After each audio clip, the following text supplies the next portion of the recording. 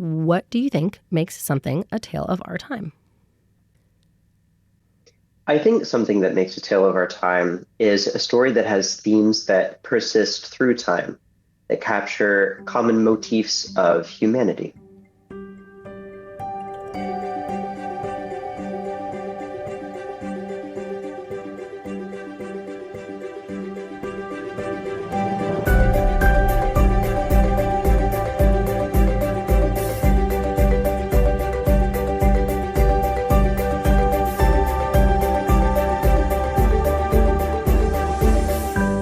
Hello, everyone, and welcome to Tales of Our Times. This is a show where we discuss the stories that move us, what makes them so meaningful, and why others could or should find meaning in them as well. This is not a spoiler-free show, so bear that in mind as you continue to listen. We tackle books, movies, comics, and more. Where there's a story, there's a reason to read.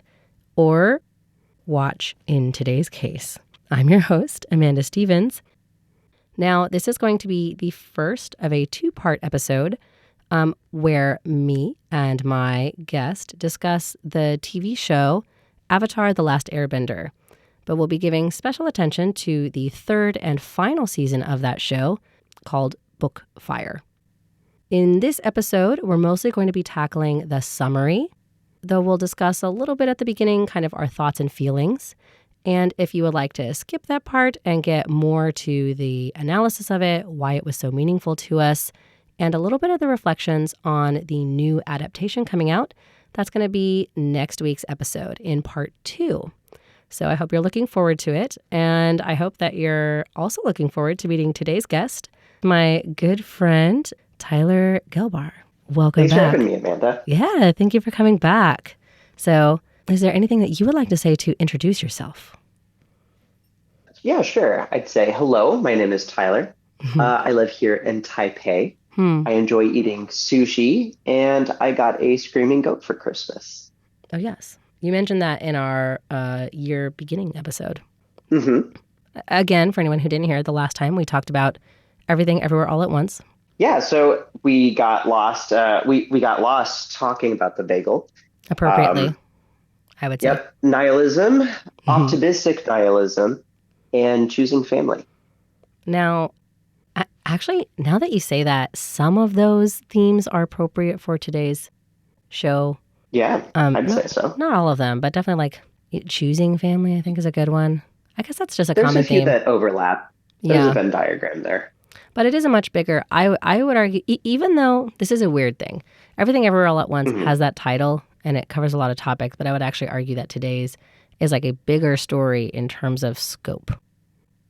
I'd agree with that. I think Everything Everywhere All at Once had a very specific statement that they were going for. I think they were, I think they were a bit more deliberate with that goal. I think with the world building that today's show is going to talk about, it's much broader and a little bit more applicable in scope. It's much wider scope. So today you brought a show that you and I have talked about many, many times. I think it's a show that I personally I had a tradition of rewatching with my younger siblings. We would watch it once a summer after it was finished. And there's a new Netflix live adaptation coming up. So what show have you brought for us today? The show I have brought to you today is Avatar: The Last Airbender, specifically the last season, season 3, Fire. And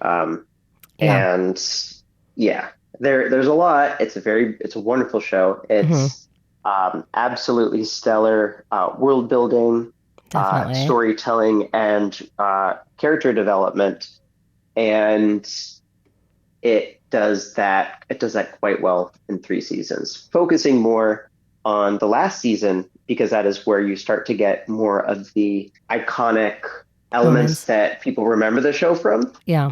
And that and once again, it's the final season, so that's where it brings all of it together at its foundation. But a lot of the most quotable moments do come from the last season. Yeah. So the show is broken up into 3 seasons called books. And I'll help Tyler to summarize the first 2 books, and then he'll give us a summary on the last and 3rd book of the series.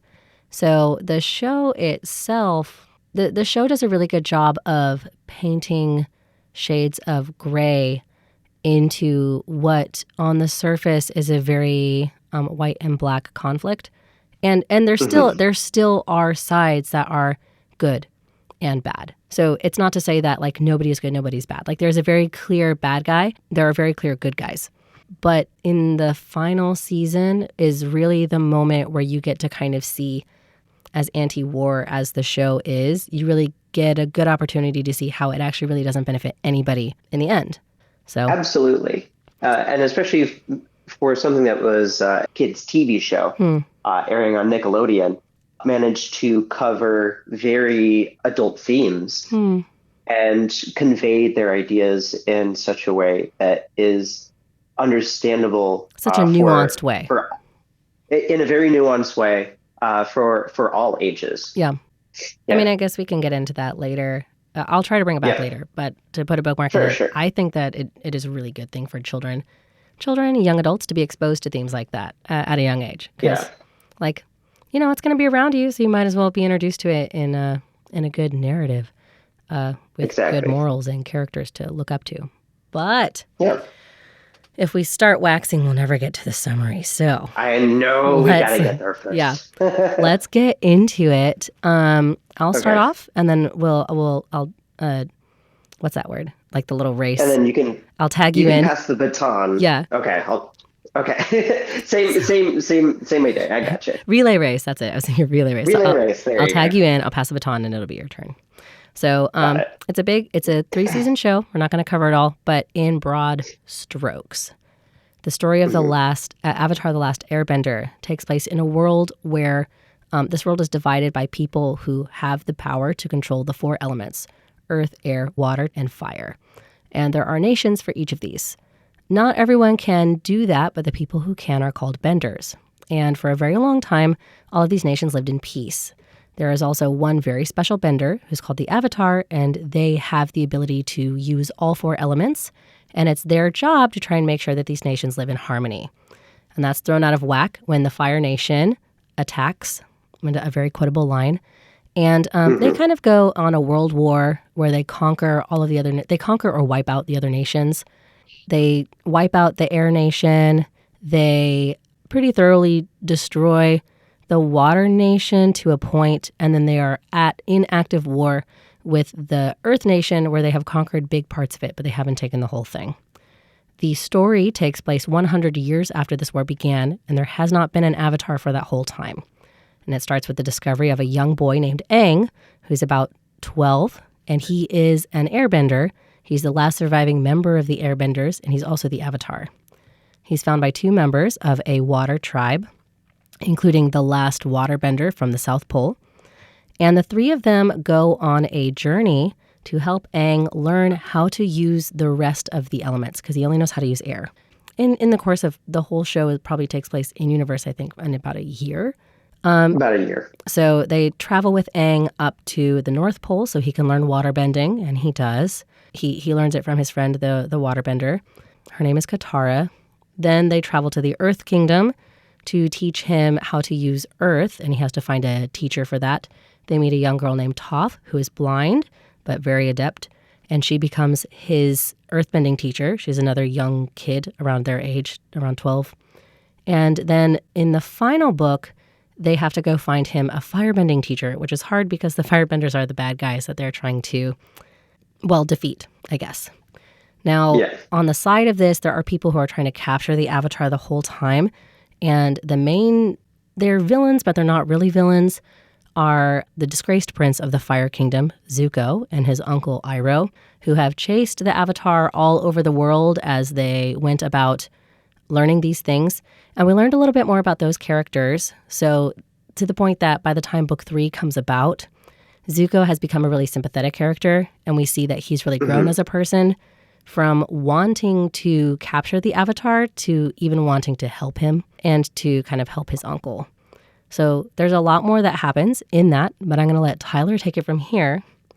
The main characters, when we start the book are Aang, the Avatar, his two friends from the waterbending tribe, Katara, who is a waterbender, her brother, Sokka, who is a normal person, but he's pretty smart, the earthbender, Toph, who is another child around 12, and Zuko, the firebending prince, who is kind of looking for these guys, but this time to help them.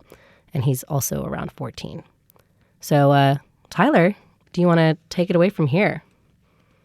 Yeah. So season 3 starts off. Zuko hasn't joined the gang yet, but he joins the gang. Actually, no, it's about halfway through season 3 that he joins. Yeah. So season 3 starts with the Earth Kingdom city of Ba Sing Se, the capital, having been taken over and invaded by the Fire Nation, which they've been trying to do for a very long time. Essentially conquering the Earth Nation. Correct. Yeah. By taking the city, they basically have established dominance over the entire Earth Kingdom. And the world. In the process of doing so, at the end of season 2, Avatar Aang got hit with a lethal lightning bolts, and the world thinks that he is once again dead. And so to kind of bide time while he heals and to use this to their advantage, the gang flies through the Fire Kingdom, and they come across a series of very iconic adventures that really help define the season, especially in the beginning. They come across the man that Zuko had hired to hunt down the Avatar, aka Sparky Boom Man. Absolutely. And that also leads over into Katara pretending to be a spirit in a village that their environment had been ruined by a surrounding factory, where she, using her waterbending abilities to help stave off the Fire Nation factory workers and help clean up the town. And then this is also where Sokka brings his skills up to par, being the only non-bender in the party, by getting some sword training and also making his own sword out of a meteorite. For like a final battle. And bringing his skills up to shop there. And also in the process, realizing that there are people that in this war, that there is this group called the White Lotus that works with all nations. And they're kind of like the United Nations almost in a way of this world. And then finally, one of the most iconic fights in the entire series is where Katara finds a waterbender who's been living in the Fire Nation since she herself was captured years ago, pretending to be a non-bender Fire Nation citizen. And Katara learns that water doesn't just have to just be in a pure form. Water is all around us. It can be in plants, it can be in the air, and it can also be in blood. And she learns about blood bending kind of in that moment. A recurring theme of expanding what the benders can do. So like firebenders can use lightning, waterbenders could use blood, scary stuff. Those were just a few adventures trying to build up Aang's strength. And then the gang starts to make moves trying to take down the Fire Nation. Things kind of move a little bit quickly from here on out. There's the Day of the Black Sun, where other members of other nations try to gather a force to try to take down the Fire Lord himself during a solar eclipse, which gives about 8 minutes of where all firebenders are unable to firebend because they draw their power from the sun. And so they try to use this opportunity to take down the Fire Lord because there's no firebending going on. However, Azula, Zuko's very diabolical sister, ends up learning about this and anticipates a counterattack to help stave off the incoming forces, and basically just waste their time until the firebending comes back on. She stops during it. Which she's wonderful. She's wonderful terrible. at being terrible. She really is. She's the best, worst person we know. Oh, absolutely. And then during that time, Zuko also encounters his father, and then he says, "Hey, you were a terrible father, but you know what? It isn't my place in the world for me to fight you. You have to take that up with the Avatar." And he ends up just kind of that. After that, then he leaves and then decides to go and join the Avatar's party and switch sides, so to speak. And to teach Aang how to firebend, because Aang needs a firebending teacher. That's the one element that he doesn't that he hasn't really learned yet. Yeah. And so he joins. In the process of teaching Aang and Zuko learn about the original source of fire, one of the original firebenders, which are dragons. The world has thought dragons had gone extinct, but then the dragons came back. They never disappeared. They're just hiding. They were just kept hidden. Mm-hmm. And then there was also one of the most iconic moments where he escapes from a Fire Nation prison with Sokka. They're in in a hot air balloon, and they're having a conversation about Sokka's ex-girlfriend, and he's like, "That's rough, buddy." Yeah. Azula's friends end up betraying her, which starts this domino effect of Azula spiraling slowly, where she banishes everyone around her because her friends betrayed her two friends. And so now she feels like she can't trust anyone, and then it makes her kind of go insane. She got everything she wanted, but now she's incredibly alone at the top, and she can't handle it. And so then the whole thing kind of wraps up them deciding to take down the Fire Nation. Unfortunately, during the opposite of the solar eclipse, but like a super powerful sun time where the sun is a meteorite comes by. Sozin's Comet. There we go. It boosts their firepower, which triggers the Fire Lord's attack on the rest of the world. He's going to burn down the entire Earth Kingdom in a series of blimps. And then the gang jumps in, Toph, and ends up going on a blimp and becoming incredibly terrifying. And they take out the blimp so that they can't burn on the rest of the Earth Nation. Zuko and Katara go off to face Azula in a final showdown to help determine who's going to be the next Fire Lord after all this is over. And Aang finally engages in his fated battle with the Fire Lord, building up to the crescendo of the entire series, and Aang pulling out one final trick up his sleeve that he learned from a lion turtle a few weeks prior about taking the Fire Lord's venting away. Yeah. And it ends with a very peaceful ending in that sense. And peace is returned and balance is restored to the world. Yeah.